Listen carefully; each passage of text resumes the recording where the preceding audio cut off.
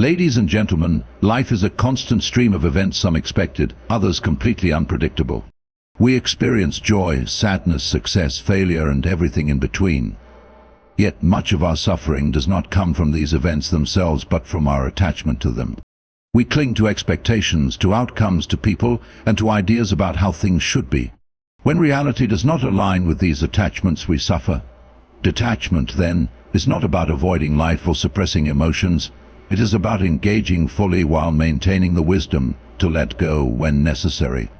At its core, detachment is the ability to see things as they are, without distortion from personal desires, fears, or biases.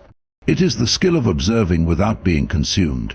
When we are attached to specific results, we set ourselves up for disappointment. If we base our happiness on a promotion, a relationship, or recognition from others, we hand over control of our inner peace to external forces. Detachment restores that control. It teaches us to remain stable, regardless of circumstances, and to navigate life with clarity rather than desperation. Imagine standing by a river, watching the current flow. Leaves, branches, and debris float past. Some are beautiful, some are unpleasant, but you do not try to grab them. You simply observe. This is the essence of detachment, seeing events, emotions, and experiences come and go without becoming entangled in them. You allow things to pass rather than forcing them to stay or trying to push them away.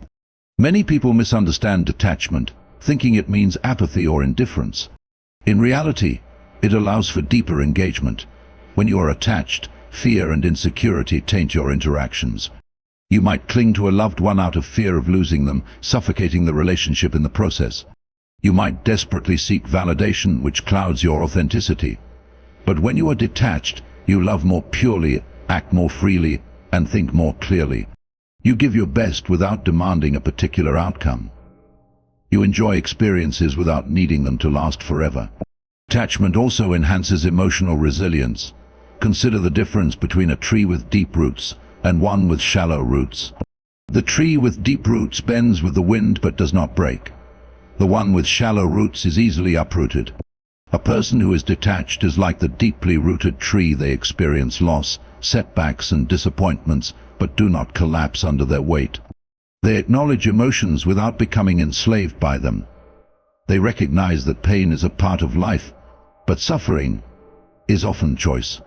One of the greatest benefits of detachment is freedom. Attachment chains us to expectations and external circumstances. It makes us reactive, vulnerable to every shift in fortune. Detachment, on the other hand, allows us to move through life with ease. It does not mean we stop caring. It means we stop clinging. A person who is detached can appreciate wealth without being owned by it. They can love deeply without losing themselves. They can pursue goals without being shattered if those goals are not met. How does one cultivate detachment? The first step is awareness. Notice when you are clinging, whether to a person, an idea, a belief, or an expectation. Observe how attachment creates anxiety and restlessness. The moment you catch yourself saying, "I cannot be happy unless this happens," or "I cannot bear to lose this," you have identified an attachment. Instead of resisting, acknowledge it, and then remind yourself, nothing outside of you has the power to define your peace. Next, practice letting go. This does not mean abandoning responsibilities or withdrawing from life. Rather, it means loosening your grip on control. When you do your best and release the outcome, you experience a profound shift. Instead of fearing loss, you embrace impermanence. Instead of demanding certainty, you learn to trust the process. Instead of being consumed by desires, you focus on what is within your power, your effort, your mindset, your perspective. Detachment also requires presence. When you dwell in the past or obsess over the future, you become entangled in things beyond your reach. The present moment is the only place where life actually happens. By immersing yourself in the now, you reduce attachment to past regrets and future anxieties. You realize that most suffering is not caused by the present moment itself, but by resistance to what is. Practicing detachment does not mean you will never feel pain, disappointment, or frustration. It means these emotions will no longer control you. When something does not go your way, you acknowledge the feeling, but you do not let it define your state of mind. You step back, observe the situation objectively, and remind yourself that life continues. In relationships, detachment fosters healthier connections. When you are not attached, you love without possession. You appreciate people for who they are rather than trying to mold them into what you want. You understand that people will come and go, and instead of fearing loss, you cherish the time you have with them. In work and ambition, detachment allows you to strive without being consumed. You give your best effort but remain flexible. You pursue success but do not tie your worth to it. If one path closes, you adapt and move forward. Ultimately, detachment is the art of living fully while holding lightly. It is the balance between effort and surrender, between passion and peace. When you master this, you walk through life unburdened, unshaken and free. The mind is both our greatest asset and our greatest obstacle. It can be a source of clarity, discipline, and strength, or it can become a chaotic battleground of distraction, doubt and weakness. The difference lies in how we train it. A disciplined mind is not one that is rigid or inflexible, but one that is controlled, focused and resilient. It is a mind that does not wander aimlessly, but moves with purpose, unaffected by trivial concerns and unshaken by external circumstances. Without discipline, the mind becomes a servant to impulses, emotions and external influences. With discipline, it becomes a master of itself, guiding actions with intention rather than reactivity. A disciplined mind is one that understands the power of focus. In a world filled with distractions, attention is a rare and valuable resource. The undisciplined mind jumps from one thing to another, constantly seeking stimulation, never able to settle. It is easily swayed by emotions, external opinions and fleeting desires. In contrast, a disciplined mind chooses where to direct its energy. It does not allow itself to be pulled in every direction by meaningless distractions. It cultivates the ability to stay with a task, a thought, or a goal without giving in to restlessness. Mastering focus is not about ignoring the world, but about being deliberate in where we place our attention. To discipline the mind, one must first recognize its tendencies. The mind, when left unchecked, will naturally drift toward ease and comfort, avoiding effort and seeking pleasure. This is why so many struggle with procrastination, inconsistency, and lack of purpose. The disciplined mind does not surrender to these tendencies, it resists them. It understands that discomfort is not an enemy but a sign of growth. Training the mind means learning to sit with discomfort, to push through laziness, and to maintain effort even when motivation fades. It means replacing temporary desires with long-term commitments, choosing what is right over what is easy. Control over thoughts is another essential aspect of a disciplined mind. Many people believe that thoughts are uncontrollable, that they come and go without influence. But in truth, the mind can be trained to think in a certain way. Left undisciplined, it will gravitate toward negativity, worry, and doubt. It will create problems that do not exist, dwell on failures, and imagine worst-case scenarios. A disciplined mind, however, does not allow itself to be consumed by unnecessary worries. It recognizes which thoughts serve a purpose and which do not.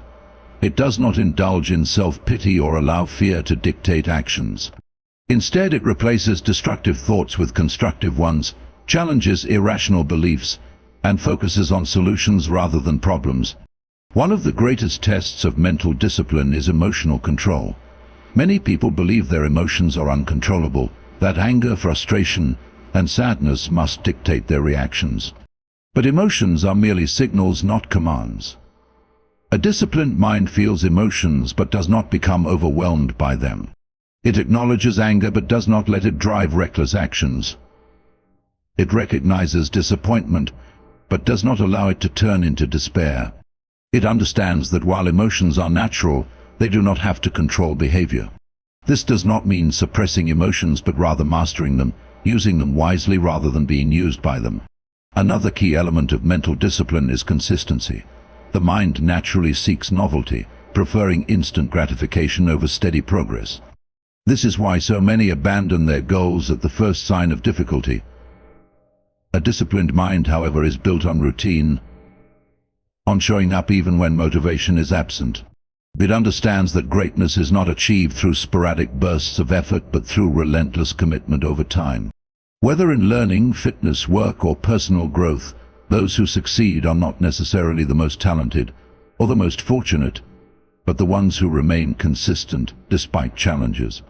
A disciplined mind also knows when to be still. Many believe that discipline is only about action, about pushing forward at all times. But true discipline also involves knowing when to slow down, when to rest, when to observe. A mind that is constantly racing is not a disciplined mind, it is an exhausted one. The ability to sit in silence, to reflect, to detach from the noise of the world, this too is discipline. It is the ability to remain calm in chaos, to think clearly when others panic, to act with precision rather than impulse. The most powerful minds are not those that react to every stimulus, but those that can pause, consider, and respond with wisdom. The path to a disciplined mind is not easy, but it is essential. It requires constant self-awareness, the willingness to challenge one's weaknesses, and the courage to step beyond comfort. It is not something that is mastered in a day, but something that is cultivated through practice, through small choices made every moment. The reward, however, is great. A disciplined mind is a mind that cannot be easily swayed, that does not break under pressure, that does not fall victim to impulse or distraction. It is a mind that moves with purpose, that remains strong in adversity, and that ultimately leads to a life of clarity, effectiveness, and inner strength. Adversity is an unavoidable part of life.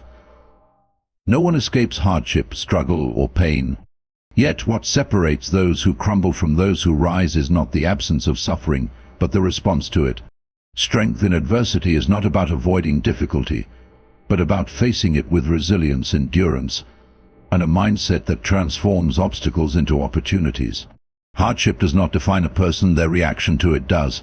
It is in struggle that true character is revealed, where hidden reserves of strength are uncovered, and where growth takes place. Adversity often arrives uninvited, disrupting plans, dismantling expectations, and forcing people into uncomfortable situations.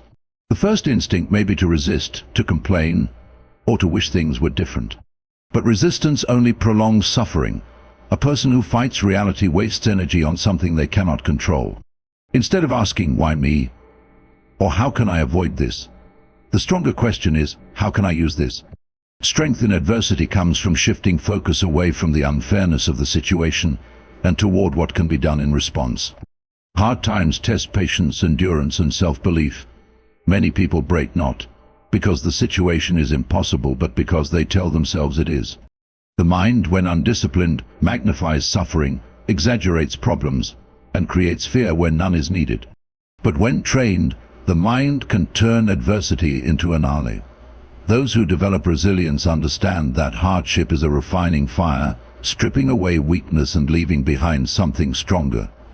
They do not see obstacles as barriers, but as lessons, as moments to sharpen their abilities and prove to themselves what they are truly capable of. Difficulties reveal weaknesses, but they also present the opportunity to strengthen them. A person who avoids struggle avoids growth. Comfort zones provide safety but not development. A muscle does not grow without resistance. The same is true for the mind and spirit. Those who wish for an easy life, free of problems, unknowingly wish for stagnation. Struggle builds endurance, and endurance builds greatness. The ability to persist despite difficulty, to remain composed under pressure, and to continue forward when nothing seems to be in one's favor. These are the qualities of those who are truly strong. Pain is often viewed as something purely negative, something to escape or minimize. But pain carries information. It signals where change is needed, where growth is possible. Those who listen to their struggles, who analyze their difficulties, rather than simply endure them, gain insight that others do not. Each setback, each failure, each loss carries a lesson. The person who embraces this understanding does not merely survive hardship but thrives because of it. Many people collapse under adversity, not because they are weak, but because they believe they are. They give in to self-pity, believing that misfortune is a sign that they are not capable or that the world is against them. But hardship is not personal, it is a universal experience. No one is immune. The difference lies in perspective. The person who sees struggle as a sign of failure remains stuck in it. The person who sees struggle as a necessary step toward growth finds a way forward. Strength in adversity also comes from maintaining control over what is controllable. When life becomes difficult, it is tempting to focus on what is lost, on what cannot be changed. But strength comes from directing energy toward what remains within one's power. Even in the worst situations, there is always something that can be done, even if it is simply controlling one's own mindset and reaction. The strongest individuals are not those who avoid hardship, but those who remain steady within it, who refuse to let external circumstances dictate their internal state. Patience is another key component of strength in adversity. Challenges are not overcome instantly. They require persistence, sometimes longer than expected. Many people give up not because success is impossible, but because it does not arrive on their timeline. Strength is the ability to endure not just for a moment, but for as long as necessary. It is the understanding that difficulty is temporary, that struggle is a phase, and that persistence leads to eventual triumph. Adversity also has a way of revealing what truly matters. Many people spend their lives chasing things that, in the end, hold little value. Hard times strip away illusions, showing what is essential. In this way, adversity brings clarity. It removes distractions, forcing people to confront their priorities. What once seemed important fades, and what remains is what truly deserves attention. No one seeks hardship, yet those who embrace it often emerge with greater wisdom, deeper understanding, and a stronger spirit. The path of least resistance may be the easiest, but it is rarely the most fulfilling. Strength is not built in comfort, it is built in struggle.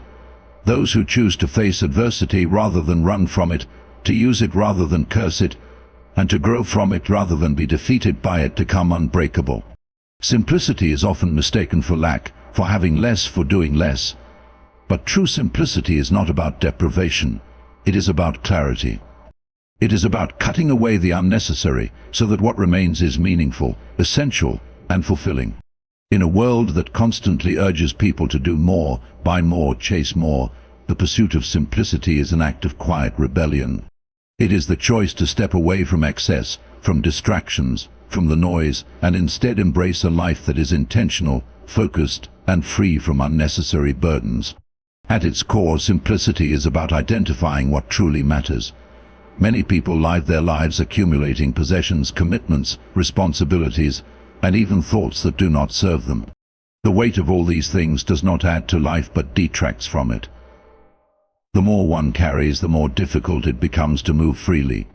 The modern world equates more with better, but often more is simply more stress, more complication, more confusion. Simplicity is the deliberate act of stripping away the excess and leaving behind only what enriches life. Simplicity in possessions means owning things that serve a purpose, not clinging to objects for the sake of having them. Many people accumulate things out of habit, out of a desire to impress others, or out of the fear that they might one day need something. But possessions, when excessive, become burdens. They require maintenance, storage, and mental energy. A simple life is not one devoid of things, but one in which everything owned has value, purpose, or meaning. It is not about rejecting comfort, but about understanding that true comfort does not come from the abundance of objects, but from the absence of unnecessary clutter. Beyond physical possessions, simplicity extends to commitments and responsibilities. Many people overburden themselves with obligations, filling their schedules with tasks and activities that drain them rather than fulfill them. Busyness is often mistaken for productivity. But there is a significant difference between being busy and being effective. A simple life is one where time is spent intentionally, where energy is directed toward meaningful pursuits, rather than wasted on obligations taken out of guilt or societal pressure. It is about learning to say no to what does not serve a purpose, so there is space to say yes to what truly matters. Thoughts and emotions, too, can become cluttered. The mind is often filled with worries about the past, anxieties about the future, and distractions that pull attention in every direction. A complicated mind is restless, unable to find peace, constantly searching for something that remains just out of reach. Simplicity in thought is the practice of letting go of unnecessary worries, of focusing on the present moment, of eliminating mental clutter that does not serve a purpose. It is the ability to recognize which thoughts are worth attention and which are merely noise. A simple mind is not an empty mind but a clear one, free from unnecessary turmoil. Simplicity is also about slowing down. The modern world moves fast, demanding that people keep up, that they rush from one thing to the next without pause. But a life lived in constant haste is a life barely lived. Simplicity means allowing time for stillness, for reflection, for deep engagement with the present moment. It means enjoying simple pleasures: a quiet morning, a conversation with a friend, the feeling of the sun on one's skin without the need for constant stimulation or distraction. It is the recognition that life's richness is not found in complexity but in presence. There is a certain freedom in simplicity. When one stops chasing more, stops clinging to what is unnecessary, and stops complicating what should be simple, a weight is lifted. Decisions become easier, stress diminishes, and a sense of clarity emerges. The mind is no longer preoccupied with what is missing, but is instead grateful for what is present. Simplicity is not about giving up, but about gaining something greater: peace, purpose, and a life that is lived with intention, rather than by default. Choosing simplicity does not mean choosing less, it means choosing better. It is the recognition that happiness is not found in excess, but in balance. It is an approach to life that values depth over breadth, quality over quantity, and meaning over distraction. It is not about rejecting progress or ambition, but about ensuring that the pursuit of these things does not come at the cost of clarity and peace. Simplicity is not a limitation, it is a liberation. It is the art of making space for what truly matters. Gratitude is one of the most powerful practices for cultivating a fulfilled and meaningful life. It is the conscious act of recognizing and appreciating what is good, rather than being consumed by what is lacking. When gratitude is practiced consistently, it shifts perception, alters emotions, and creates a sense of inner peace. The way one views the world is determined not by external circumstances alone, but by the perspective through which those circumstances are interpreted. A grateful perspective turns even the simplest moments into sources of joy, while a mind focused on scarcity and dissatisfaction will always find reasons to be unhappy, no matter how much it possesses. The mind naturally tends to focus on problems, obstacles, and deficiencies. This is a survival instinct designed to keep people alert to threats and dangers. However, in a world where immediate survival is not always at risk, this tendency can create unnecessary suffering. People often dwell on what they do not have, what they have lost, or what they believe is missing from their lives. They compare themselves to others, measuring their own worth by material possessions, achievements, or external validation. This mindset leads to frustration, anxiety, and a feeling of never being enough. Gratitude, on the other hand, redirects attention to what is present, to the gifts already within reach. It reminds people that despite challenges, there is always something to appreciate, whether it is health, relationships, opportunities, or even the ability to experience life itself. Perspective plays a crucial role in shaping emotions and responses to life's events. Two people can experience the same situation yet interpret it in entirely different ways. One may see a setback as a failure, while another sees it as an opportunity to learn and grow. One may view a difficult period as a punishment, while another sees it as a test of resilience. The way an event is framed determines its impact. A person who practices gratitude consistently develops a perspective that looks for value even in hardship. They do not ignore difficulties, but they do not let those difficulties consume them. Instead of seeing obstacles as barriers, they recognize them as stepping stones, as experiences that build strength and wisdom. Adversity is often the greatest teacher of gratitude. When people experience hardship, they gain a deeper appreciation for what they once took for granted. Losing something often reveals its true value. Those who have faced illness appreciate health in a way that those who have never been sick cannot fully understand. Those who have experienced loneliness recognize the gift of companionship more profoundly. Difficult times have the power to sharpen awareness, to strip away distractions, and to highlight what truly matters. However, gratitude does not need to be born from suffering. It can be cultivated daily, as a habit, by making a conscious effort to recognize the good in every situation. One of the most effective ways to practice gratitude is through reflection. Taking a few moments each day to acknowledge what is good can shift perspective over time. This can be as simple as noticing small joys: a warm meal, a kind gesture, a moment of laughter. It can also involve recognizing progress, no matter how small.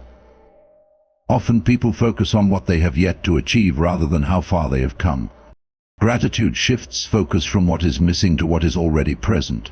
Another way to cultivate gratitude is through expression. When gratitude is shared, whether through words, actions, or gestures, it deepens both personal appreciation and connection with others. Telling someone they are valued, writing a note of thanks, or simply taking a moment to acknowledge someone's efforts strengthens relationships and reinforces a mindset of appreciation. Gratitude is not just an internal practice, it is something that can be lived out, influencing the way one interacts with the world. Gratitude also serves as a remedy for entitlement and dissatisfaction. The modern world often encourages a mindset of always wanting more success, more possessions, more recognition. While ambition is not inherently negative, when it is driven by a sense of never having enough, it becomes a source of stress rather than fulfillment. Gratitude provides balance. It allows people to strive for improvement while still appreciating what they have in the present moment. It turns success into something to be celebrated rather than a moving target that is never reached. It prevents people from taking life's gifts for granted and instead fosters a sense of deep appreciation. Perspective is a choice. Life will always present challenges, setbacks, and moments of uncertainty. But within every difficulty, there is also something to be grateful for. The ability to breathe, to learn, to experience, to connect, these are privileges that are often overlooked. A person who practices gratitude sees beauty where others see nothing special. They find joy in simplicity, strength in hardship, and meaning in the everyday. Gratitude does not ignore pain or struggle, it simply provides a broader lens through which to view them. It reminds people that even in difficult times, there is always something to appreciate, always something to learn, and always something to be thankful for. Living by principles requires courage.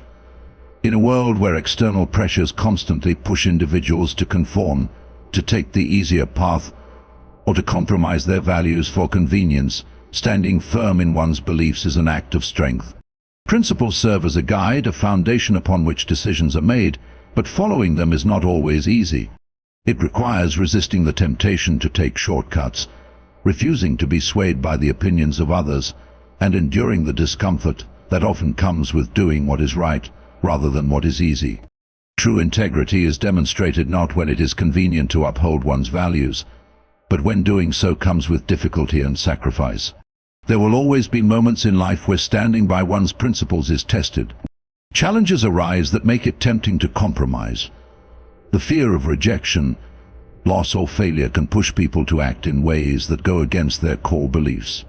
Society often rewards those who bend the rules, who follow the crowd, who choose comfort over conviction. It is far easier to blend in, to avoid conflict, and to take the path of least resistance. But true strength lies in the ability to remain steady despite external pressures. Living by principles means making choices based on values rather than circumstances, doing what is right even when no one is watching, and holding oneself accountable even when it would be easier to look the other way. Courage is not the absence of fear, it is the ability to act in alignment with one's values despite fear. Many people hesitate to live by their principles because of the risks involved. Speaking out against injustice may lead to criticism. Choosing honesty over deception may result in loss. Holding integrity in difficult situations may mean standing alone. But the cost of betraying one's principles is far greater than any external consequence.